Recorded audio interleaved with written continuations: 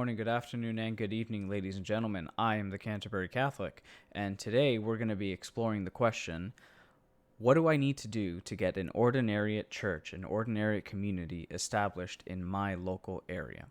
Let's check it out.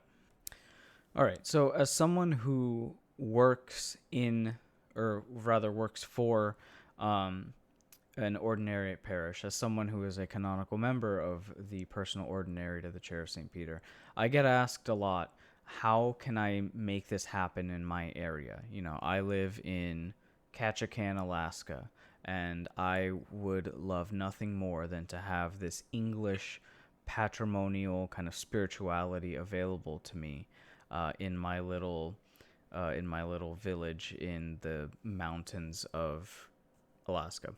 And that's an exaggeration, but it's, much to that point.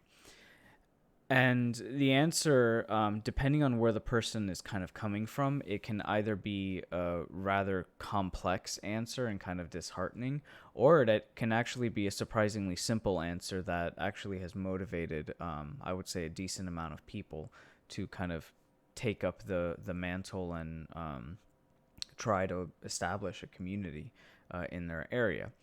And we're going to kind of explore that answer. What's interesting is that the Ordinariate itself has put together this document called Architects of Communion as a guide for parochial development, for parish development, as it says right there. And this is free. This is open to anyone. This is on the Ordinariate website. You just have to go and look it up yourself. And it really outlines the kind of bare bone kind of line items that are necessary for a parish to be established and what you need to do to get to that, because you don't just get a parish. You have to go through certain stages of community kind of ecclesial life before you are canonically regarded and established as a parish. So community in formation.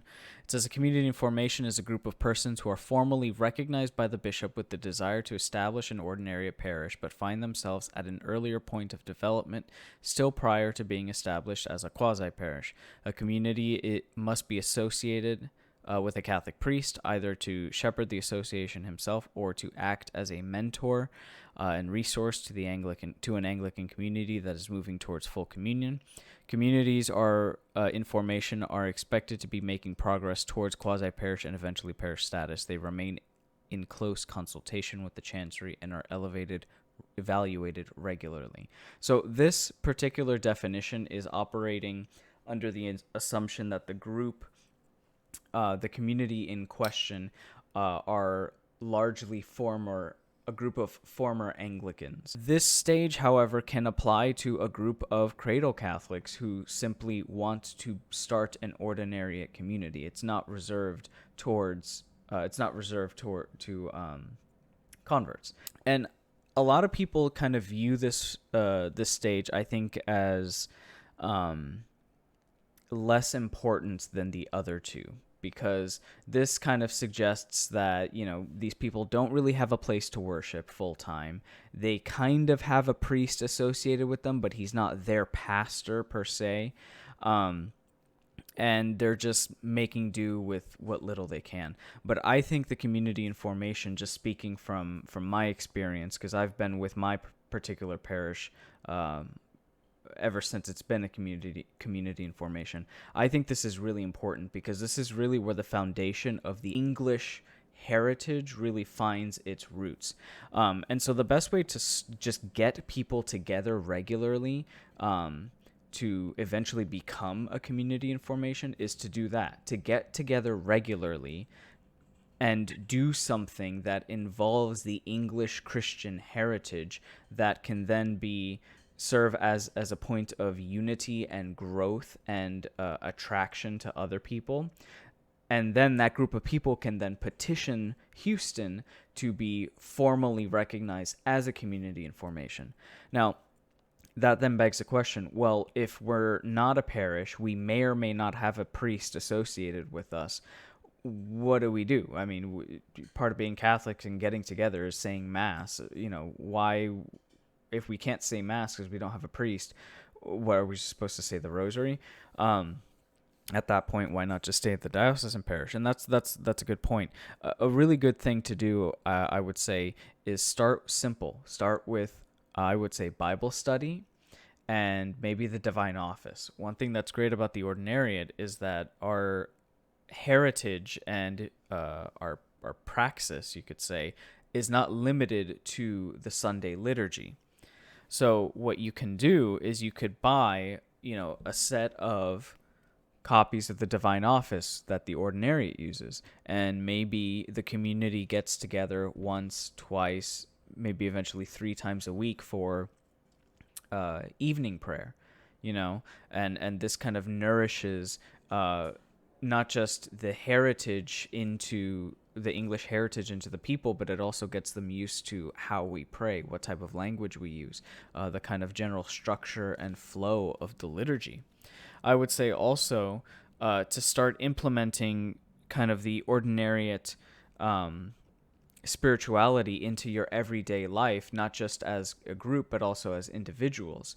And so getting copies of the St. Gregory's prayer book, which is a unique prayer book published for laity within the ordinariate. This is really meant to be kind of the I guess you could say, devotional book of lay Catholics within the ordinariate, and it's just filled with great stuff. And in fact, it even in the middle has the order of Mass.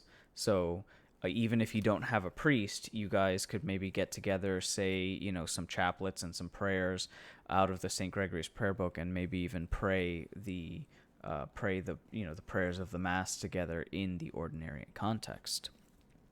I would say also there's a book, I believe this was published by CTS, Catholic Truth Society. Oh, no, excuse me. It's Catholic University of America Press.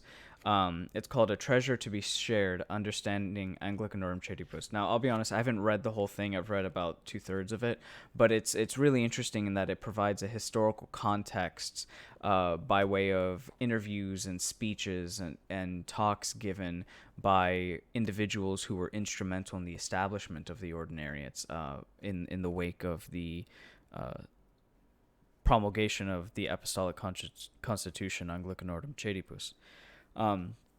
Really with a community in formation, the way just to get it off the ground is to get together and do the English Christian thing and make that just part of the typical experience of that group of people. So that way it really starts to become a community. It starts to be something that's just part of their average week. And when it comes time for them to take the next step forward as a community in formation, eventually with a priest having access to the Mass and as a quasi-parish and onward, it just builds on top of it itself. So moving forward, we have quasi-parish. Quasi-parish, the official definition says a definite community of the Christian faithful entrusted to a priest as its proper administrator, but not yet established as a parish. A quasi-parish is not permanent. It is a temporary entity on its way eventually to becoming a parish. A quasi-parish is understood as equivalent to a parish, but not yet having attained parish status for either extrinsic or intrinsic reasons, such as civil litigation, or a lack of financial resources. So whereas community in formation really serves as the kind of breeding ground for the parochial kind of rhythm, a quasi-parish builds upon that and also starts implementing typical parochial, I guess you could say, functions. A lot of the behind the scenes stuff really start to grow and develop. Things like, you now have a dedicated priest. You got to have ministries, right? You got to have someone who's in charge of the servers, someone who's in charge of the choir, someone who's in charge of the flowers and the altar guild, a parish council, a finance council, things like that. Things that are equally as important as getting together and saying, praying and having that community, but are a bit more demanding on people. Frankly, I think a lot of communities and formations, when they make the next step, find very quickly that it's an uphill battle in terms of getting people to volunteer for things, to take on these responsibilities, because everyone has their normal life. They have their jobs, their families, their friends, their hobbies. And so taking on responsibility in the parish is a tall ask for a lot of people, but it's absolutely necessary. I also talk about finances. Finances are a thing that people don't always realize. The way the ordinariate works is every parish is largely financially independent, meaning the parish is in charge of paying its rent or its mortgage, not just for the church building, but also for paying for the priest, his salary, his health insurance, also paying for any employees. If you have a parish secretary, or maybe you have staff singers, or an organist or a music director. These are all things that are necessary and are not paid for by the diocese. It's really the individual parishes. And it's important that these communities have not just that foundational parochial communal I guess you could say attachment as a unit, but also have the understanding that this isn't just something I go to on Sundays because it's nice and it makes me feel good. This is something that I have to take responsibility for. So someone has to get flowers for the altar. Someone also has to pay for the mortgage. That money's not coming from the Vatican, so it's really, in an ordinary parish, you really do have the sense of, this is my church. I need to take care of it with either my time, my talent, my treasure, or ideally really all three. It's really hard in an ordinariate parish to just kind of come in, fulfill your obligation, and then leave. Maybe take a donut on your way out and then leave. Everyone really has the expectation to be involved some way in the community, which is, I think, quite beautiful, and something I very much enjoy. So those are kind of the two lower levels of eventually leading up to parochial status. Community and formation, which is just about getting a group of people dedicated on a schedule, really jumping into the heritage of English Christianity. Quasi-parish status, it's about taking that communal foundation and adding the bits that really kind of have to do with how the sausage is made. Things like finances, things like setting up and tearing down an altar or a worship space if you don't own your building. Eventually getting to a point where you can own your own building by raising money and having search, real estate search committees, things like that. And then afterwards, once a parish has kind of attained all of those things, it can be officially regarded as a parish. And the definition of a parish is actually a canonical definition. A parish is a certain community of Christ's faithful, stably established within a particular church whose pastoral care under the authority of a diocesan bishop is entrusted to a parish priest as its proper pastor. That was a lot of alliteration. That really says it all. And it continues to define more, but a parish obviously takes all the two levels prior to it and fleshes it out fully. Generally, when you see community and formations go into quasi-parish status is when a community has existed for a certain number of years, has made substantial financial gains, has been able to be smart with its money, or perhaps been blessed with money. And when it goes from a quasi-parish to a parish status, it typically continues on that financial uptick. It also generally coincides with the purchasing or the coming into ownership of either a piece of land or an existing church property. And those are really the things that kind of roughly outline each stage in the formation. It is a lot of work. I've been part of my parish ever since it was a community in formation. We are now technically a quasi-parish. Certainly making a lot of big strides towards that parish status. And it is a lot of work, but the fruits are beautiful. And really seeing a community just come together, because we like not just each other, but more importantly to worship our Lord in this beautiful and ancient way is really something special, and something that I look forward to looking back on with good memories. Um, yeah, I would say if I had to give any advice to any existing communities in formation or anyone who wants to start a community in formation, the big thing is to be aware of the time, how much time it's going to take. Be patient, pray. You will be incredibly surprised with how the Lord blesses you. Um, because there are plenty of times where my parish probably should not have made it as far as it has, and we've only done so because of the grace of God.